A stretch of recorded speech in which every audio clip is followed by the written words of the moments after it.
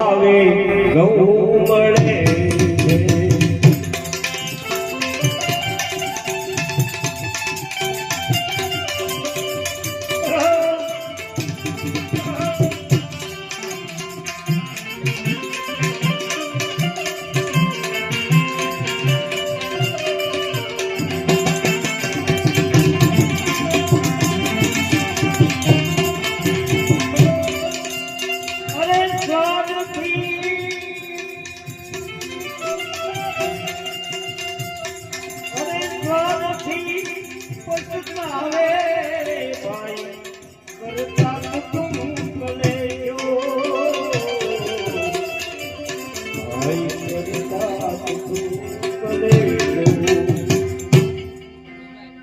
જ્ઞાની પ્રેમી ભક્તો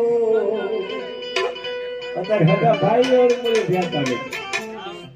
ઓલો મોટો ભાઈ આમ કે નાનો ભાઈ એ નહીં હાલે તો આ સાધુ સંતોએ કેવું કીધું છે એ જરાક વિચાર કરવો હે આજ હું દવાખાને ગયો હતો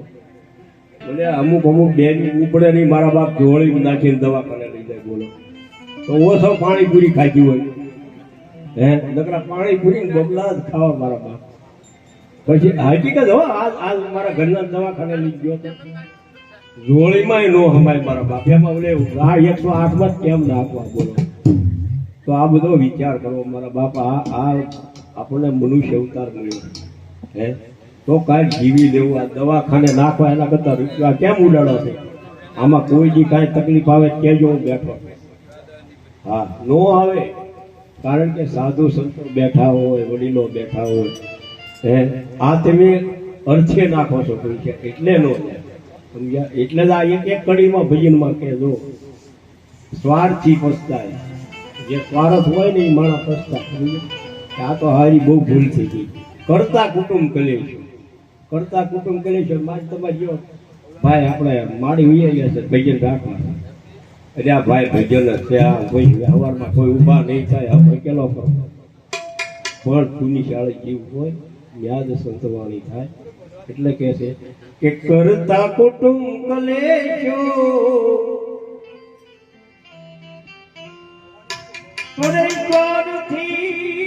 પસ્તાવે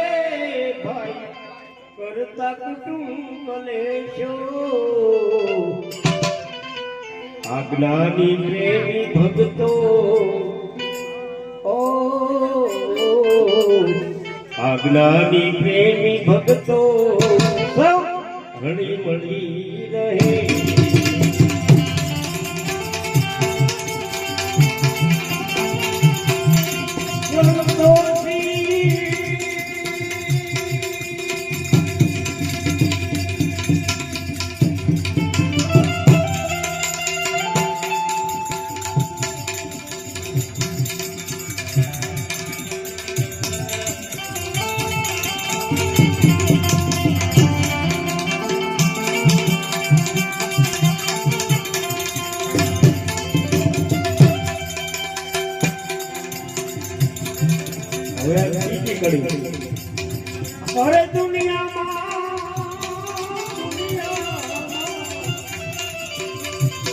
અરે દુનિયામાં આવ્યો છો તો ભાઈ કરી લો કઈ કમાઈ ભાઈ કરી લો કઈ કમાઈ ટૂંકા જીવનમાં માનો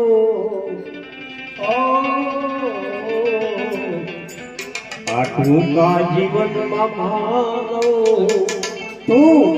દુનિયાને શું નડે